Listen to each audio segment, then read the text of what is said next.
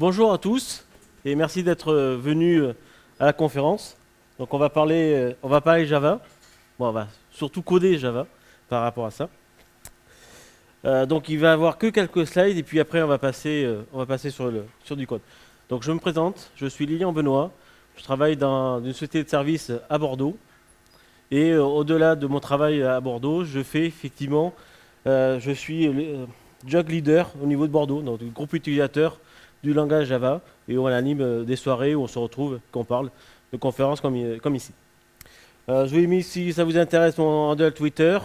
Vous avez un site où de temps en temps je publie des billets sur justement les nouveautés Java qui arrivent. Donc notamment par exemple sur Java 17, 19. Et puis après j'ai mis sur mon GitHub où vous retrouverez justement le code qu'on va faire ensemble pendant ces 50 minutes. Vous pourrez le retrouver si vous voulez le refaire chez vous. De ce côté-là. Alors, on va commencer à parler au niveau de Java, et j'aurais peut-être une petite question, c'est actuellement qui c'est qui est inférieur à Java 8? Ah, c'est beau parce que, ok, Java 8. Ah, ça commence à se lever. Ça dépend des projets. Alors le plus haut, on va dire, Java 11. Java 17. Et il y en a qui sont déjà en 18. Ah, et il y en a qui ont testé la 19. Ah, félicitations. Alors effectivement, on se retrouve au niveau des années à augmenter très rapidement puisqu'il y avait effectivement une nouvelle cadence, puisqu'au niveau de Java, on est rentré sur 2 versions par an. Alors maintenant, on commence à effectivement être rodé. On a une version en mars, une version en septembre. Et donc au niveau septembre, on va avoir la fameuse JDK 19 avec Loom notamment qui arrive. Donc c'est pas le sujet de ce talk, mais c'est vraiment intéressant.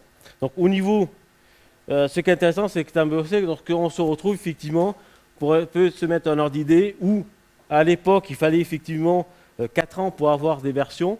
On a tous les 6 mois, et puis avec les fameuses versions LTS, avec le support étendu, et là on se retrouve effectivement à avoir tous les 3 ans. Donc finalement on est à peu près comme le même rythme qu'avant.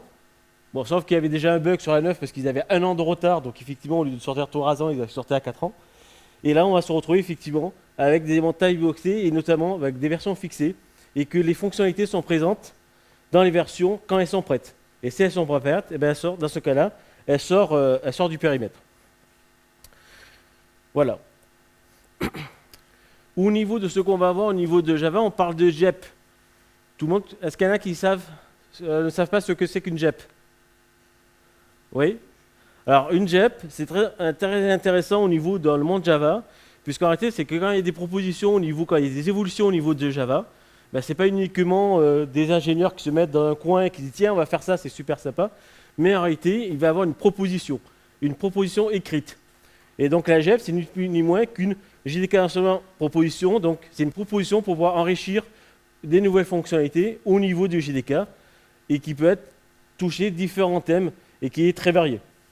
Et quand on parle de propositions, c'est des propositions très précises on va retrouver des résumés, on va voir qu'est-ce qu'on cherche derrière, quel est l'objectif, les non-objectifs, parce que des fois on pourrait dire, tiens, il y a peut-être un biais qu'on peut avoir, mais quel est l'objectif?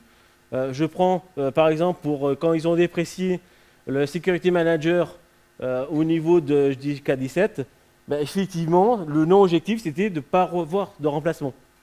De ne pas mettre en place un remplacement, c'est bien de déprécier, et sans mettre de remplacement par rapport à ça, au niveau de l'objectif. Donc c'est intéressant des fois d'avoir les buts, ceux qui veulent atteindre, et notamment ceux qui veulent là où ils ne veulent pas aller au niveau périmètre. Les motivations, c'est-à-dire qu'est-ce qui pousse et pourquoi il y a l'intérêt de le faire, de le retrouver. Une description, et généralement la description est très précise, et je vous invite à y aller dessus, puisqu'effectivement on va avoir vraiment des informations sur ce qu'ils veulent faire. Très souvent on va retrouver des exemples de code, qui va permettre de bien comprendre ce qu'ils veulent mettre en place. Il y a tout un volet qui va permettre de dire mais quels sont les tests qui vont me permettre de savoir si ça fonctionne ou pas, si je suis arrivé à mon but ou pas, éventuellement des alternatives qu'on peut retrouver et les risques associés à la fonctionnalité correspondante. Donc là, je vous ai pris un exemple. Donc logiquement, j'ai Internet qui... Donc ici, où on retrouve un exemple de JEP. Donc là, je suis sur le projet OpenJDK, où on va retrouver des différentes parties que j'ai évoquées Et quand je vous parlais de description avec des exemples de code, c'est vraiment du code Java qu'on va effectivement retrouver. Et donc ça, c'est intéressant, puisque étant donné que ça vient au fur et à mesure dans le temps, ça permet de voir quelles sont les propositions, qu'est-ce qui va arriver dans le JDK de ce point de vue-là. Et donc, ce qui veut dire que maintenant, si on passe à Java 17, avec l'information qu'on a effectivement les évolutions, les principales évolutions, ça va passer au niveau des JEP, mais on va voir qu'il va effectivement avoir un certain nombre de JEP qui va correspondre à différentes sphères qu'on va retrouver au niveau du JDK. Donc, il va y avoir des JEP qui vont concerner la JVM, d'autres qui vont concerner le langage, d'autres la librairie ou de l'outillage, ou éventuellement des aspects des prestations. Je vous parlais du Security Manager tout à l'heure, voire des suppressions, ou éventuellement après des aperçus et incubation. C'est un mode qui intervient avec la nouvelle séquence de pouvoir tester des fonctionnalités si on veut être en mode preview, en aperçu, et pour avoir un retour de la communauté. On pourra en parler, vous pourrez me poser des questions à la fin si vous voulez, mais ce n'est pas le sujet ici de ce talk. Alors si je prends tous les sujets au niveau qui nous traitent, on a plus de 45 JEP, malheureusement 50 minutes ne me suffiraient pas. Donc je me suis restreint sur le côté qui va potentiellement nous impacter plus en tant que développeur, c'est la partie langage. Et donc au niveau de la partie langage, on va avoir les différentes fonctionnalités. Alors j'ai indiqué sur la colonne de droite à quand c'est que c'est arrivé, dans quelle séquence on est arrivé au niveau du JDK. Donc on a le filtrage par motif, donc le fameux pattern matching, les records avec les enregistrements, et ça je pense que c'est un élément important et très intéressant qui est arrivé en 16 en finale et qui est donc disponible en 17. La suivante est un peu plus particulière et moins d'impact pour nous. Ensuite, on a les classes scellées, les switch expressions et les text blocks. Hein, donc là, c'était classé par alphabétique, pas forcément par ordre. Voilà. Donc on va, pendant cette conférence, s'occuper plus particulièrement de ce côté-là et de ces fonctionnalités. Donc je vous ai dit que c'était par le code et rien que par le code, donc je mets mes lunettes, je quitte le navigateur, oui, on commence à se faire un peu vieux. On quitte le monde du navigateur et on va se retrouver avec son IDE. Donc l'IDE que j'utilise régulièrement qui est Eclipse, alors qui fonctionne très bien. Donc par rapport à ça, je vais vous montrer, il y a un projet. Pour information, le projet est décomposé en réalité en 3 parties. Donc il y a une partie spéciale, je vais apparaître tout à l'heure, mais globalement on a un début et une partie solution. Donc c'est-à-dire que tout ce que je vais faire, je vais partir sur la partie avec le projet début et je vais faire la manipulation et je vais écrire le code par rapport à ça. Et donc ce qui veut dire que potentiellement vous pouvez récupérer le GitHub et faire les mêmes opérations si vous le souhaitez de votre côté. Et si vous sachez que vous avez le projet solution qui contient le code final. Donc ça vous permet d'avoir le début et de voir vers où ça devrait avoir pour la solution. Alors, comme je vous ai dit, on va parler notamment au niveau focus des langages. Et il ne faut pas croire tout ce qu'on dit. Parce qu'en réalité, je vais commencer par une JEP qui est intéressante, mais qui ne concerne pas le langage, mais qui concerne le runtime. Et je trouve qu'elle est vraiment intéressante, donc je ne pouvais pas la passer à côté. C'est la helpful, la null pointeur exception helpful. J'imagine que tout le monde a eu. Qui c'est qui n'a pas eu de null pointeur exception? Je ne vous crois pas. Et donc, effectivement, c'est là où. Alors, j'ai mis mon projet particulier parce que là, c'est bien mon projet qui est compilé en Java 11. Dessus, je lance mon programme. Alors, naturellement, là, j'ai fait que le pur Java. Je n'ai pas de Superstack, Spring, Quarkus, les Camel ou les éléments qui sont associés. Je reste pur avec le JDK. Donc, j'ai une pub très très courte. Mais effectivement, qu'on peut arriver au niveau prod. Alors, vous rajoutez des lignes rouges si vous le souhaitez.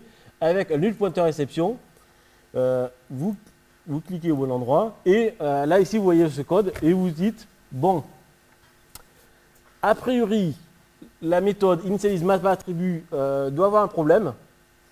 Mais le problème, c'est qui? Est-ce que c'est la variable attribut qui est nulle? Et donc, c'est quand je fais le get que j'ai erreur. Ou est-ce qu'en réalité, j'ai bien mon attribut de la map, mais j'ai bien l'attribut ma map qui est bien renseignée, moi qui existe, mais par contre, l'attribut n'est pas positionné dans ma map. Et puis là, on se retrouve en disant, ben, je suis là, Ben, je ne sais pas trop. Alors après, on peut essayer de faire les system out concernés. Ah oui, d'accord. C'est concerné en disant j'ajoute Toto ou j'affiche attribut, j'affiche tel et tel élément qu'on va pouvoir retrouver. Et c'est là qu'on va pouvoir profiter de cette fonctionnalité. Et arrêter, j'ai rien besoin de faire. J'ai même pas besoin de recompiler par rapport à ça. Le seul point que je fais, c'est que je reviens au niveau de l'exécution. Je choisis, j'ai un JTK17, je choisis 11, je passe à 17. Et là, je lance l'opération. Et là, on retrouve quelque chose de beaucoup plus parlant en disant ah, ben écoute, ben arrêtez, j'ai pas pu appeler la méthode get sur THMap parce qu'en réalité, ta méthode, c'est la variable attribut qui est nulle. Et ça, je trouve ça super génial parce qu'en réalité, vous n'avez rien fait. Vous êtes juste passé au JDK 17 sans besoin d'être recompilé. C'est gratuit pour vous juste en prenant la version 17. Alors après, effectivement, si j'avais regardé le code de la méthode, c'était clairement évident. Mais effectivement, je reprends que si j'initialise la map associée et que je reteste en disant ça y est, je mets la map, ben là, il me trouve bien en disant ah, cette fois-ci, j'ai pas pu appeler la méthode lens parce que le get m'a bien retourné l'élément, mais par contre, au niveau de net, l'élément était nul, donc j'ai pas pu l'appeler. Donc logiquement, avec les deux corrections qui sont associées, j'arrive à faire mon super programme. Ou pas, si, j'arrive à le lancer, voilà, sans erreur, et me dire qu'effectivement, il y a eu bien 9 caractères. Donc ça, c'est intéressant, parce que là, de ce code-là, vous n'avez rien à faire, juste à monter de version, à utiliser le GK17, c'est du pur bonheur. Donc allez-y, profitez-en, vous n'avez aucune excuse de ne pas en profiter. Ça ne vous évitera pas une nulle pointeur exception, mais au moins, vous aurez plus d'informations. Plus d'informations. Ok, ça va? C'est bon? Alors, allez, on passe maintenant à la partie langage. Et donc, dans la partie langage, prévu différents sujets. Et donc, on va commencer par le switch. Alors, je reprends parce que je fais... Voilà, parce que normalement, j'ai un peu de code et après, j'ai fait des TU, des tests unitaires. Mais il y en a un où je n'ai pas de test unitaire, il faut que je fasse attention à ça. Qu'est-ce que je vais avoir? Je vais avoir sur les suites expressions. Les suites expressions, c'est pour pouvoir... Alors, je vais vous montrer un petit peu le code que j'ai initialement. J'ai une énumération lundi, mardi, mercredi, jeudi, vendredi, samedi, dimanche. A priori, j'ai perdu personne. J'ai bien tous les jours de la semaine. Et j'ai 4 tests et qui me permet de dire j'ai un utilitaire qui est super compliqué mais qui m'intéresse, qui me permet de dire je passe le jour et suivant le jour, on me dit quel est le nombre de caractères associés. Donc là, si je regarde à l'intérieur de la méthode, on est bien d'accord que ça ressemble à un bon vieux switch comme on a l'habitude de le faire et qu'on peut encore continuer à faire en JDK 17 de ce côté-là. Alors en réalité, sur la partie, sur ce switch-là, il y a énormément de faiblesses ou de problématiques qu'ils peuvent avoir. Alors là, je vais quand même tester une fois pour vous montrer que le code fonctionne. Donc mes tests sont bien verts. Mais par contre, les pièges qu'on peut avoir, c'est effectivement de dire, mince, et si j'oublie un break? Ah, c'est presque bon, mais j'ai oublié le break. Ben là, si j'oublie le break, à ce moment-là, effectivement, ça ne marche plus parce que je tombe sur... Et c'est pas évident de le voir. Autre subtilité qu'on peut avoir, c'est que si vous prenez le switch actuel, vous avez plusieurs cases, mais vous avez combien de blocs? Un seul. Et oui, ce qui fait que quand j'ai défini ma variable TMP ici, en réalité, là, je ne peux plus définir une autre variable TMP. C'est normal puisque il y a un seul bloc, il n'y a qu'une seule visibilité qui sont associées. Et donc ça, c'est l'héritage en disant, ben, c'est comme ça qu'on faisait le switch à l'époque où ils ont mis en place au niveau Java et arrêté au niveau de C, et on a ces conséquences-là qu'on va effectivement retrouver. Et donc, l'idée d'expression switch, ça va être de dire, on va garder, et c'est ça qui est super fort, c'est d'arriver à faire des évolutions avec un nouveau switch, mais en faisant en sorte que l'ancien fonctionne. Comme ça, il n'y a pas de problématique de montée de version, de code qui sont associés. Et donc, là, c'est une notation qui utilise la flèche, le euro par rapport à ça. Et donc, pour le transformer, ce que j'ai à faire, c'est que je vais indiquer une flèche, et à ce moment-là, je vais définir le bloc correspondant. Après, étant donné que là, on se retrouve... non, ça ne va pas venir. Au niveau des jours, il est identique. Je vais pouvoir faire pareil pour... de ce côté-là, oui. Si on mettait les... non, non, il fallait faire les cases empilées. Hein. Quitter, associé. Donc, je retrouve, je fais ici, naturellement... Donc là, on voit déjà quelque chose qui est intéressant, c'est que on se retrouve bien à avoir un bloc par item. Et donc, on a plus ce phénomène qu'on peut retrouver. Non. Bon. Hop. Qu'est-ce qu'il me dit? Ah oui, bah oui. Et oui, il me dit, si tu veux utiliser la flèche, oui, mais tu l'utilises partout. Et il a raison. Donc déjà, on voit qu'on a au niveau de switch, on a bien déjà des blocs qui sont plus délimités de ce côté-là. Après, un autre élément qu'ils se sont rendus compte, c'est que quand on fait un switch, en réalité, très souvent, c'est de switch qu'on va faire, c'est pour pouvoir retourner des valeurs. En réalité, c'est ici, je retourne le NB, l'élément associé. Et donc, par rapport à ça, c'est que généralement, ce qu'on faisait avant, c'est qu'on définit, comme j'ai fait, je définis une valeur, et puis l'élément qu'on va retrouver. Alors qu'en réalité, c'est super simple, parce qu'il suffirait de switch à l'expression, de dire, ben, en réalité, ce que je vais faire, je vais dire que le switch, c'est une expression, donc je vais pouvoir retourner la valeur associée. Alors après, là, effectivement, il n'est pas content, parce que là, maintenant, il va falloir que je retourne la valeur. Alors ça, c'est... et le point, c'est que pour retourner, alors c'est pas le return, c'est la commande YEL, l'instruction YEL, qui est associée. Qui est associé et qu'on va effectivement retrouver. Alors ça, c'est un exemple de retour qu'il y a eu au niveau de la communauté, parce qu'initialement, ils avaient fait leur return, et la communauté avait travaillé avec les équipes d'Oracle en disant qu'effectivement, c'était confusant, parce que si on mettait un return, ben, on ne savait pas si on faisait un return par rapport à juste le switch case, ou est-ce que c'est le return par rapport à la méthode. Donc c'est pour ça que pour éviter les confusions, c'est un autre mot-clé qui est introduit. Alors, après, quand on est ici, qu'on est en disant, mais là, finalement, je veux retourner que 8, on a la possibilité d'être beaucoup plus simple et de dire, mais à ce moment-là, ben, je dis directement que je retourne 8. Et ce qui est intéressant, puisque ça me permet d'éviter la définition des blocs. Donc, je ne mets pas des virgules partout. Et par contre, et oui, il y a une erreur, c'est une switch expression. Donc, si c'est un switch expression, c'est plus un bloc, c'est une expression. Quand je finis mon expression, j'ai besoin d'un point virgule derrière. Ok. Alors, je repasse. C'est vrai que je n'ai pas lancé, je discute, je n'ai pas lancé les tests. Toutes les modifications que j'ai effectuées, mes 4 tests continuent naturellement à se dérouler dessus. D'accord?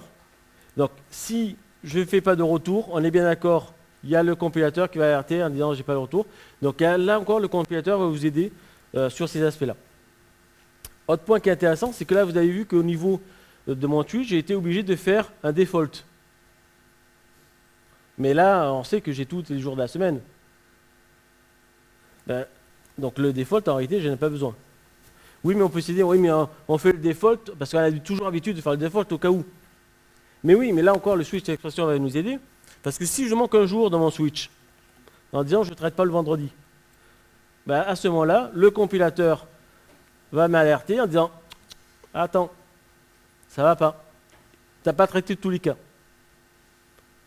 Donc, tu n'as pas traité tous les cas, tu as deux possibilités. Soit tu traites tous les cas et donc je retraite le vendredi, soit je remets éventuellement un cas default. C'est-à-dire que si je ne mets pas vendredi, je mets un cas default, le compilateur passe, ou si j'enlève le default, à ce moment-là, il faut que je m'assure que je traite tous les cas. Et donc là, on voit qu'au fur et à mesure, ça va vous aider, c'est le compilateur qui vous aide. Donc en réalité, vous n'êtes plus tout seul, ben alors, même si vous faites du pair-programming autre, vous avez votre ami, le compilateur, qui vous aide, qui dit tiens, il manque ça, ah tiens, là c'est rouge, ah tiens, là il faut faire un return, là il te manque ce cas-là. Et là, il va pouvoir vous aider pour pouvoir faire moins de bugs, moins d'erreurs dans votre code. C'est utile, notamment sur ces aspects-là, pour pouvoir rentrer au début. Et ça va être notamment utile aussi, c'est que, alors, je ne suis pas Dieu, donc je ne vais pas pouvoir créer un nouveau jour de la semaine, mais si je vais rajouter mon énumération, je rajoute une nouvelle journée par rapport à ça, parce que je l'ai décidé, bah à ce moment-là, le compilateur pourra vous dire dans votre code tous les endroits où vous n'avez pas traité ce cas. Donc vous avez la partie au niveau impact associé, le compilateur va pouvoir vous aider. Voilà. Donc ça, c'est assez sympathique au niveau d'utilisation et ça permet d'avoir, au niveau du code, d'avoir, là encore, du code raccourci un petit peu moins verbeux, mais qui contient l'ensemble des informations. Ok. Donc les switch expressions, on l'a fait. Qu'est-ce qu'on va faire? On va parler de text block. Alors les text block, c'est la capacité de pouvoir dire, mais de pouvoir faire des chaînes de caractères sur plusieurs lignes. Alors par rapport à ça, je vous ai préparé un petit programme. Alors j'ai un contenu, une interface qui renvoie du contenu. Alors c'est tout simplement une chaîne de caractères. Et puis je vais l'indiquer en façon, comment je le ferai en JDK 11 et comment je vais le faire en JDK 17. Après je me suis fait un petit serveur web. Alors là c'est pareil, j'aurais pu utiliser Netty, Quarkus, tous les items. Je suis resté pur JDK pour avoir pas de dépendance. Donc c'est le serveur web qui est fourni avec le JDK, où je définis tout simplement deux routes avec le JDK 11 et le JDK 17, qui correspondent à mes implémentations, qui utilisent soit le contenu JDK 11, 17. Oui? Ça va au niveau du code, c'est clair? Donc là, pour l'instant, si je lance le... Je vais lancer. Je ne sais plus le casser, donc je le lance, hop, j'ai mon petit serveur qui démarre. Donc si je reprends mon navigateur web, je peux venir ici. Donc on a dit au port 80, alors on commence par le 11. Ah, tout doux. Alors il dit, mon gars, il faut que tu bosses. Ok. Alors, ce que je vais faire, on va continuer à bosser. Alors, ce qu'on pourrait faire, c'est qu'on pourrait générer, se connecter à une base de données, générer des trucs. On a peu de temps, donc on va faire simple. On va déjà retourner du HTML pour essayer de l'afficher. Donc après, comme vous l'aurez compris, tac, tac, tac. Donc là, j'ai une page HTML. Alors, vous l'aurez compris aussi, je suis développeur back. Hein, le HTML, c'est pas mon fort. Donc, mais bon, il y a le principal du HTML, du body et des éléments qui sont associés. Donc globalement, qu'est-ce que je fais quand je suis au niveau JDK 11? Voilà. Et quand on fait des textes, étant donné qu'on ne peut pas faire de texte en plusieurs caractères, ben on est obligé de faire ces fameux trucs horribles avec les anti-slash n et v égale. Alors ça, on le fait au niveau pour exemple, au niveau HTML. Alors pour lui dire, oui, non, mais c'est bon, on fait plus du HTML, on fait plus du JSP, c'est fini, c'est mort. Mais vous devez le faire sûrement pour des requêtes SQL ou pour faire des XML, pour pouvoir appeler tel ou tel service. Et donc vous êtes amené à faire d'écrire de ce code pas beau, alors qui est peu lisible et qui est après difficile en disant mais quand je rajoute les éléments.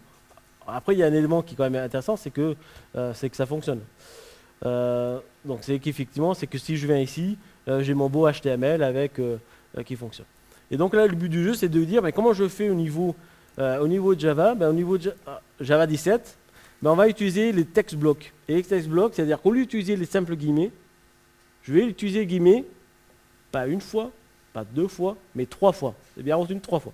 Bon. Alors il faudrait relire les pourquoi, les comment, mais en fait, pour rien différencier. Donc je commence le text block par les 3 fois, je marque le code, là à ce moment-là, j'ai plus de plus de supérieur de renvoi à faire. Je peux effectivement dire, bon là c'est un peu moche quand même, hein. On va indenter un peu de ce côté-là. Voilà, pour que ça soit un petit peu plus aligné. Bon, mon HTML est toujours pas plus meilleur, mais au moins c'est comme j'ai l'habitude de le faire. Et puis on retrouve les 3 guillemets pour terminer. Donc il faut que je pense à arrêter parce que j'ai pas du reload. Donc il faut que je l'arrête à la main. Donc là cette fois-ci en 11, donc on a dit qu'en 11 ça doit fonctionner toujours. Et puis si je fais en 17 ça fonctionne toujours. Donc voilà comment on écrit. Alors c'est peut-être peu de choses qui peuvent paraître, mais au niveau de l'interface, au niveau de la lisibilité, au niveau du code, c'est quand même assez sympathique.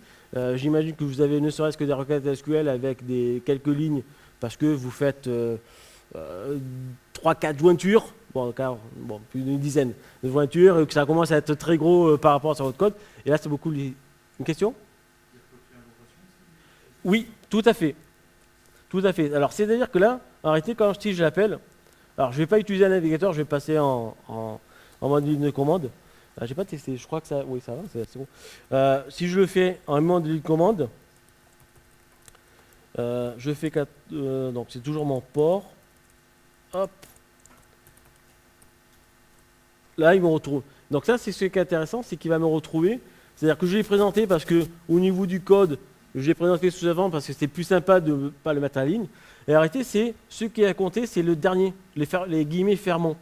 Et c'est ça qui va me permettre, au compilateur de savoir quand c'est qu'il doit compter les espaces ou pas. Ce qui fait que, subtilité, si le guillemet, je le place sous cette forme, à ce moment, tous les espaces, les espaces qu'il y a entre le début du guillemet et le début de la balise seront pris en compte.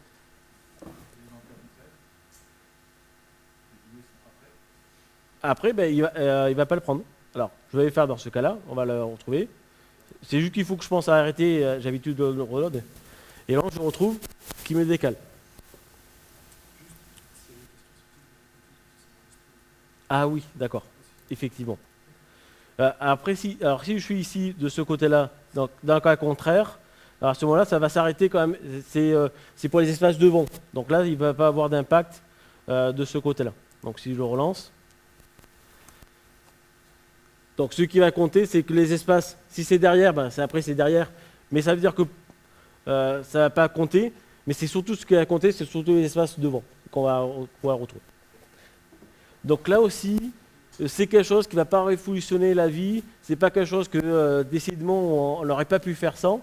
Mais quand même, c'est sympa d'être en 2022 et de pouvoir écrire du code lisible de ce côté-là. Pour le TextBlock, c'est bon? Le redémon, on continue? Allez. Alors, on va s'attaquer sur la partie record. Alors, sur les records, je crois là, par contre, c'est la fonctionnalité. C'est une des fonctionnalités, c'est pourquoi on ne l'avait pas vu avant. Et comment je peux m'en faire pour m'en passer. C'est impossible, ça va être génial. En réalité, les records, c'est la possibilité de pouvoir faire des classes Java qui permettent des classes de structure. On a beaucoup de classes quand on a écrit du Java. Et en réalité, on va avoir des classes avec structure, avec des get et des set, et qui n'ont pas de particulier, à part contenir des attributs et des structures associées. Voilà. Donc là, les records, ça va me permettre de pouvoir faire des classes et de pouvoir retrouver des éléments, définir les éléments de structure qui sont associés à ces classes-là. Et automatiquement, je vais avoir des méthodes qui vont être générées. Je vais avoir de ce côté-là, alors je vais essayer de le passer derrière pour bloquer avec mes lunettes. Deux zones de fonctionnalité, j'aime bien. Donc des classes qui vont être générées avec des méthodes. Donc je vais automatiquement avoir des getters, je vais automatiquement avoir le constructeur qui va être généré, le hashcode qui va être généré, je vais avoir le toString qui va être généré. Alors si je reprends, c'est pas grand chose, mais si je prends au niveau du hashcode, c'est typiquement, je prends une classe, même si je développe bien, même si le développeur est consciencieux, qui va générer le hashcode qui va bien, bah, il rajoute une colonne, un attribut dans la classe. Il y a combien de personnes qui modifient la méthode hashcode? Ah. Et pourtant, c'est ce qu'il faudrait faire. Et là, en réalité, là encore, c'est offert pour vous. D'accord? Donc ça, c'est ce qu'on va retrouver. Alors par contre, faites attention, le point particulier, c'est que la classe, par contre, la classe, elle est immutable. Donc c'est-à-dire que quand vous allez créer des instances, vous allez pouvoir faire des get, vous n'allez pas pouvoir faire des sets concernés. Donc c'est ce qu'on va pouvoir retrouver. Et c'est bien quelque chose, une structure particulière au niveau de Java, c'est bien des classes, mais des classes particulières, des classes immutables qu'on va pouvoir retrouver. Donc c'est-à-dire que derrière, vous allez pouvoir avoir de la réflexion dessus qui met en place. Alors, allez, on va regarder un petit peu comment ça se passe. Donc là, je reprends sur un record. Donc là, on pourrait se dire, j'ai une classe avec deux attributs. De ce côté-là, je vais utiliser un record de ce point de vue. Et étant donné qu'il y a un constructeur et qu'un constructeur unique, à ce moment-là, je vais le positionner sous cette forme-là. Donc la définition des attributs vont être définis au niveau de la classe. Et voilà, là j'ai terminé de définir ma record. Donc là j'ai défini la record qui va être associée avec le get. Dessus, c'est bien vraiment une structure associée. Si vous pensez, il y en a qui utilisent Lombok ou des tueurs compagnie. C'est pas du tout comme Lombok. Lombok, il génère pour vous, il vous aide. Là, c'est vraiment des classes de structure. Les vraies méthodes existent et qu'on se retrouve. Et vous n'avez pas d'extension, c'est vraiment pur dessus. Alors, logiquement, je devrais avoir des petites classes qui utilisent. Voilà. Donc là, je suis ici. Vous regardez, donc là, qu'est-ce que j'ai fait? Tu utilises tout simplement une période qui est associée. Et après, je fais, je l'affiche et après, je vérifie le format. Et vous voyez que sur le format, donc c'est-à-dire, je vais appeler la méthode toString, et là-dessus, j'ai rien fait. J'ai juste défini, il y a un début, il y a une fin, de ce côté-là. Donc si je lance le cas de test, qui va bien. Donc là, ça fonctionne bien. Il vient une fois. Donc vous voyez que là, la méthode, l'implémentation. Vous rajoutez le record, vous rajoutez un champ, automatiquement, il va vous faire en sorte que le toString, le hashcode va être valable par rapport à ce que vous avez demandé. Là aussi, c'est offert et disponible directement pour vous. Donc, si le point alors, je ne vais pas pouvoir le montrer parce que le temps, mais c'est vraiment une classe. Donc, c'est-à-dire que si je prends par exemple JShell et que je m'amuse avec JShell de créer une instance de période, je peux lui demander si l'instance, est-ce que c'est une record ou pas, quelles sont les méthodes qui sont associées. Donc, vraiment, cette partie-là qui est aussi vue. Alors, après, j'ai fait un cas de test parce que j'aime bien quand les tests ne marchent pas. Là, j'ai fait 2 cas de test en disant, mais je fais une période. Ben, qu'est-ce que ça fait si j'inverse la date de début, date de fin, hein, et si on passe une valeur nulle. Donc là, logiquement, vu que je fais aucun contrôle, ben, ça devrait planter. Merci. Et donc, je vais pouvoir revenir en disant, mais je vais pouvoir définir le constructeur. Mais s'arrêter, je vais définir le constructeur canonique. C'est le terme qu'ils utilisent parce qu'il y en a un et un seul. Alors après, ça se légèrement différent. On se retrouve public, période.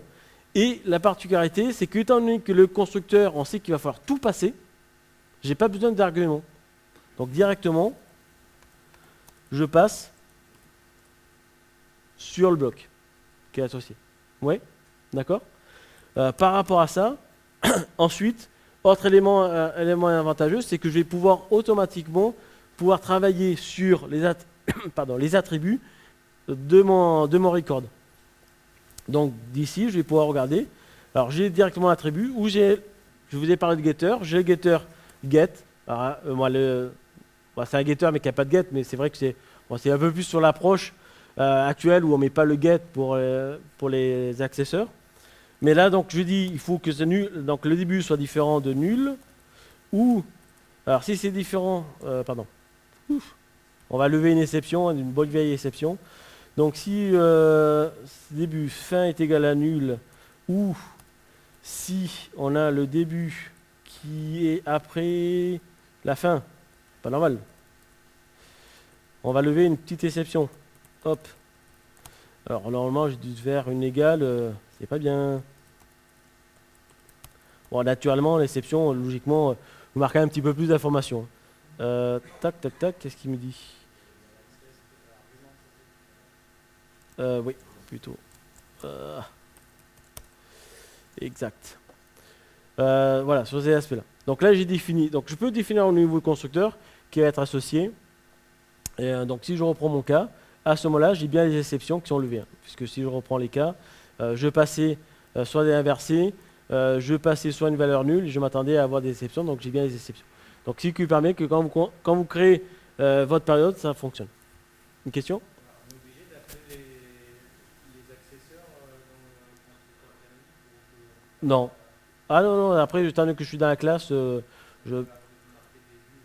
oui, vu que je suis dans la classe. Après, vous voyez, il y a une visibilité qui est offerte, mais après, c'est par exemple ce que j'avais fait à la fin. Sans faire exprès, j'avais fait les 2 cas. Ok, ça va? Oui. Attendez, non, c'est pas étendable. Pardon. C'est pas étendable, c'est des classes finales qu'on va pouvoir retrouver. De toute façon, il faut bien se mettre par rapport à ça, parce que ça ne va pas remplacer toutes vos classes, hein, puisque c'est des classes qui sont immutables. Donc par exemple, si vous pensez à vos entités JPA, non. Les entités JPA, c'est par définition, c'est immutable. Donc c'est à l'opposition des records. Par contre, des structures comme les DT ou autres, ça peut être un des éléments qui peut être intéressant de ce côté-là. Qu'on va avoir. Ensuite, alors, après on va sur les records. Un autre cas que j'ai préparé pour vous, c'est la possibilité d'avoir... Oui, une question?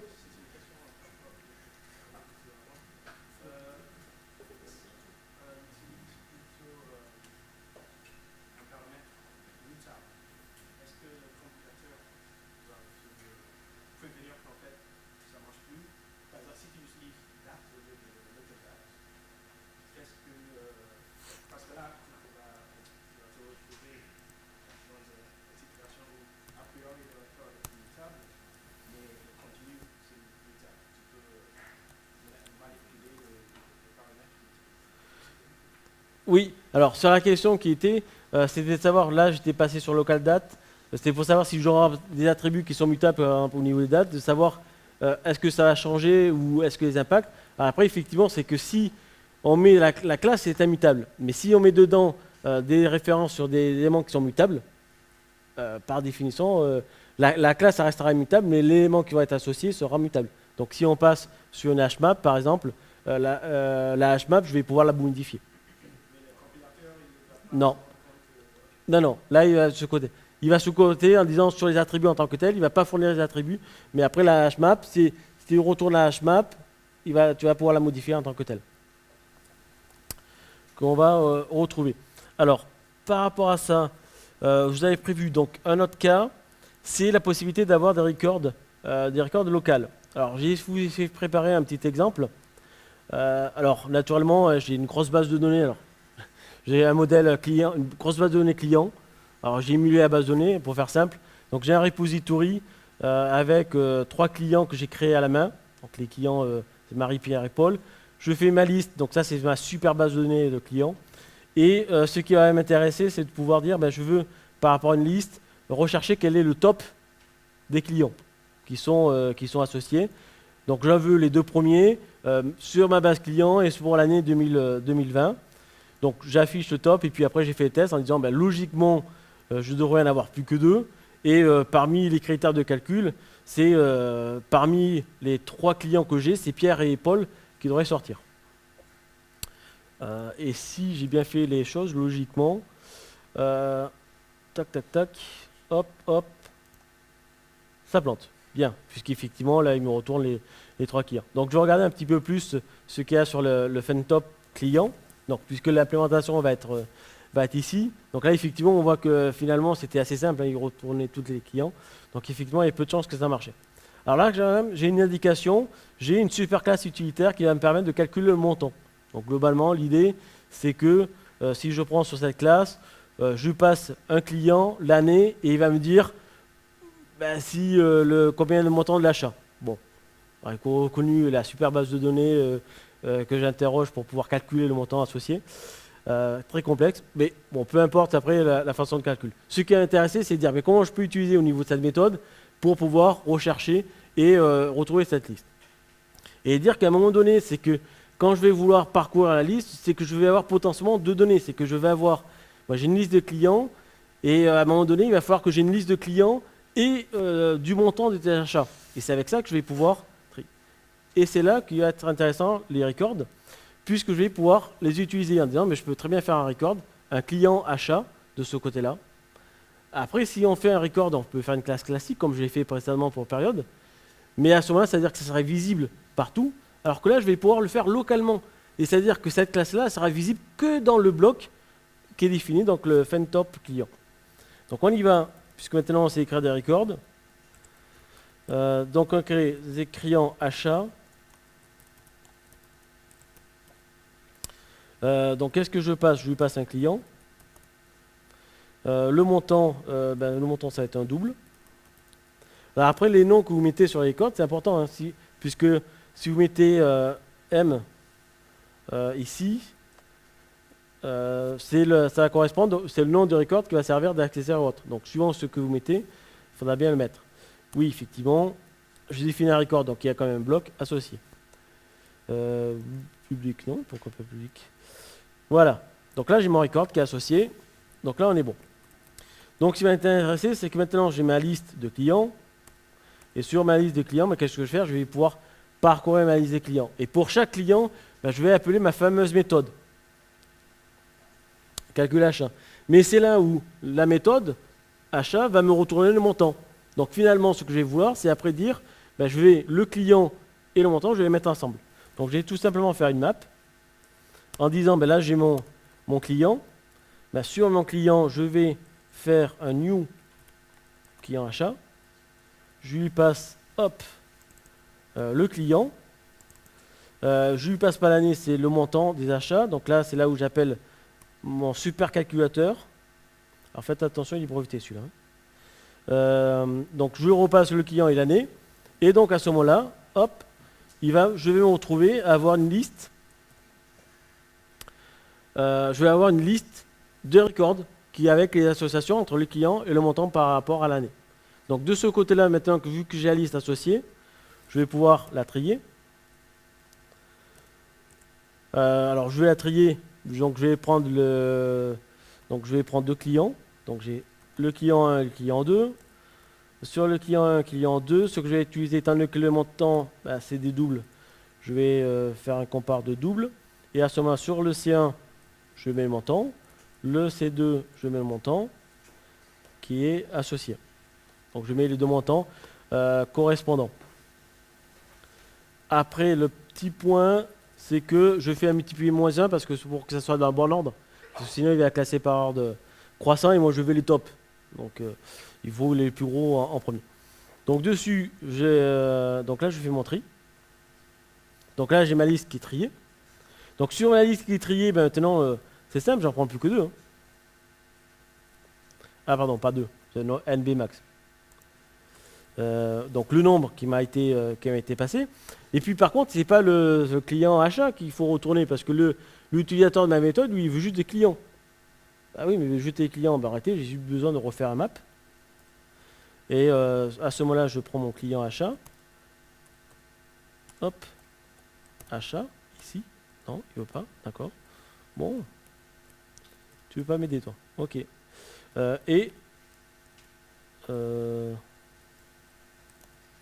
Non. Bon, on va faire l'ancienne. Donc c'est point client get. Ah non, mais c'est là. Alors ça, c'est le côté que j'ai oublié un truc. J'ai oublié un truc. Double. Non, ça c'est le compare qui est ici. Celui-là il est là. Donc on est limite. Donc si je fais. Donc ça c'est un client achat. Ben non, pourquoi il me trouvait bien? Donc là, normalement, je map pour revenir sur le client et à ce moment-là, je le collecte. J'utilise les collectors pour le remettre dans une liste associée.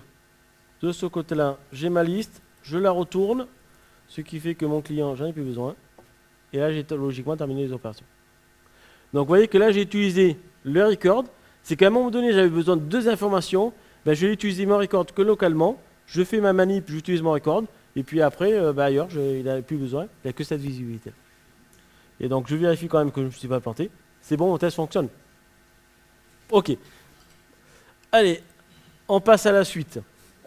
Alors, sur la sérialisation, bon, j'ai pris un peu trop de temps, donc je ne vais pas vous montrer la sérialisation. Mais ce qui est intéressant, ce que je peux vous dire, je vous conseille de tester, de récupérer le code, de le regarder. C'est que le point très important, c'est que sur la sérialisation, vous allez être protégé aussi. Un des points noirs sur la sérialisation au niveau Java, c'est que quand vous désérialisez vos objets Java, en réalité, le sérialisateur va placer directement les valeurs dans les attributs. Donc si je prends la période où j'avais fait dans mon constructeur, j'avais mis des tests, en réalité, lui, quand il désérialise, il rentre comme un bourrin les valeurs. Donc c'est-à-dire que c'est pour ça que si vous avez la sérialisation, c'est une faille, c'est que s'il y a des données corrompues, ça va être corrompu, vous allez avoir des instances corrompues de ce côté-là. Là, l'avantage, c'est qu'ils ont pris en compte cette problématique-là, et quand vous désérialisez un record, donc vous pouvez le désérialiser, comme n'importe quel objet Java, mais par contre, l'avantage, c'est qu'il va toujours passer par un constructeur canonique, et donc vous êtes sûr que même si vous désérialisez des données qui ne sont pas correctes, à ce moment-là, vous aurez des erreurs, et vous pourrez traiter des erreurs associées. Donc là, ça permet en plus une protection supplémentaire. OK. On va passer sur la dernière partie qui sont au niveau des classes scellées. Donc les classes scellées, c'est vraiment la dernière fonctionnalité qui est arrivée en 17. Et donc l'idée, c'est de pouvoir dire, sur une classe qui est ici, je vais pouvoir sceller et indiquer l'arbre. Alors c'est vrai qu'on a une première approche en disant, mais c'est un peu bizarre parce que quand on fait de l'objet, la première chose qu'on dit, on fait de l'objet, on fait de l'héritage, c'est de pouvoir étendre au fur et à mesure. Là, au contraire, c'est pouvoir dire, mais je veux pouvoir avoir mon système pouvoir définir les classes qui sont autorisées et définir le groupe de classes associées. Donc là, dans mon exemple, j'ai véhicule et moto, donc on va bien véhicule, moto et voiture. On voit bien qu'ils sont, je vais avoir que des voitures et des motos, Si je lâche ce code, alors là c'est des codes métiers, mais on pourrait se dire, si c'est un framework avec, de se dire, mais moi je voudrais être sûr qu'il n'y a que des motos ou des voitures, mais pour l'instant on ne pouvait pas le faire au niveau Java. On va pas mettre... Donc là l'idée c'est de dire, bah, sur ce point-là, on va pouvoir dire, bah, la classe elle est scellée, donc il y a un nouveau mot-clé qui est apparu, scellé, et je vais pouvoir indiquer quelles sont les classes qui sont autorisées. Et donc à partir de ce moment-là, j'ai le compilateur qui va intervenir et qui va me dire attention, mais là, ces classes-là, il faut que tu me dises ce qu'ils soient. Donc de ce côté, ce que je vais avoir, donc là, je vais indiquer que c'est-à-dire que je vais être obligé d'indiquer final au niveau de mes classes pour que ça puisse fonctionner dessus. Donc là, au niveau du code, c'est assez simple ici. Je fais des instances, je les parcours. Donc après, je l'utilise. Ça doit m'afficher tout simplement bonjour associé. D'accord. Après, le point, ça, alors, pour dire c'est très réducteur. Mais après, par contre, vous avez la possibilité de dire mais oui, mais si arrêtez les voitures, il y a des voitures électriques et des voitures thermiques par rapport à ce qu'on veut mettre en place. Ben, vous pouvez dire ben, à ce moment-là, la classe voiture. Je peux la déceler, je peux préciser qu'elle n'est pas scellée. Et à ce moment-là, je vais pouvoir créer mes classes. Donc voiture électrique. Électrique, je ne sais plus écrire. Hop. Kirit. De voiture, éléments associés. Donc là, de ce côté-là, je vais pouvoir revenir en disant, je vais prendre plutôt celle-ci. Ça va me... Hop.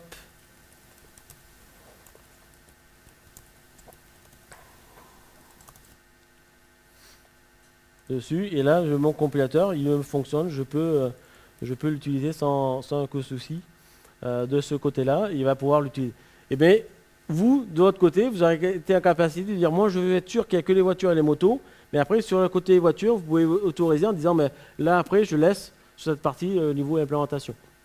Donc c'est une possibilité qui est offerte au niveau du langage. Et après il me reste 3 minutes donc, dessus. Alors, c'était de pouvoir vous faire montrer les records et les éléments qui sont associés. Alors, je crois que je vais pouvoir vous montrer que le code. L'idée, c'est que ce qu'il peut avoir, c'est notamment de se dire, bah, si je prends un système comme ici, où en réalité, je voudrais calculer des arbres, et en réalité, j'ai des arbres où je vais avoir des nœuds particuliers. Je vais avoir soit des nœuds avec simple des feuilles, où je peux avoir des nœuds, je peux faire de l'addition ou des multiplications. Ben c'est là où je vais retrouver en disant c'est un exemple de cas un petit peu plus réel qui permet de dire mais par rapport à mon système, je veux que mon périmètre soit déjà défini de ce côté-là. Donc c'est là où ça peut être intéressant de le mettre en œuvre. Et donc là, j'ai 2 minutes, il va falloir que je sois super rapide. Et je vais pouvoir utiliser, et naturellement ce qui est sympathique, c'est que je vais pouvoir utiliser avec les records, puisqu'en réalité quand je vais créer mes nœuds, ça ne va pas changer. Donc je vais avoir une valeur associé. Étant donné que c'est un code comme n'importe quelle classe, je vais pouvoir implémenter mon interface associée. Et vu que j'implémente l'interface, il va falloir que je dirige la méthode qui va correspondre. Dessus, donc non, je fais n'importe quoi là. Donc c'est double eval et de dire tout simplement que là, je retourne la valeur d'éléments associés. Si je reprends sur la partie addition, multiplication, alors je vais passer sur la solution parce que sinon je tape vite mais pas assez vite par rapport à ça. C'est que je vais pouvoir reprendre en disant je vais avoir mes feuilles, les multiplications en réalité c'est simple, c'est multiplication, j'ai un nœud de gauche, un nœud de droite et après je vais faire l'évaluation, addition aussi. Et donc c'est comme ça que je peux avoir mon élément associé. Et en mettant mon permit avec les éléments, je suis sûr qu'au niveau de mon système de nœuds, ce que je peux gérer, c'est va avoir que mes items qui sont associés. Et donc si je reprends l'arbre correspondant que je vous avais montré tout à l'heure, j'ai mis les feuilles, les additions qui ont les éléments qui vont bien. Et si je veux faire mon calcul de l'arbre, c'est simple, je prends la racine, je lui demande d'évaluer. Et logiquement, par rapport à la calcul, c'est terminé. Et voilà, je vous remercie dessus. J'espère que ça... Merci.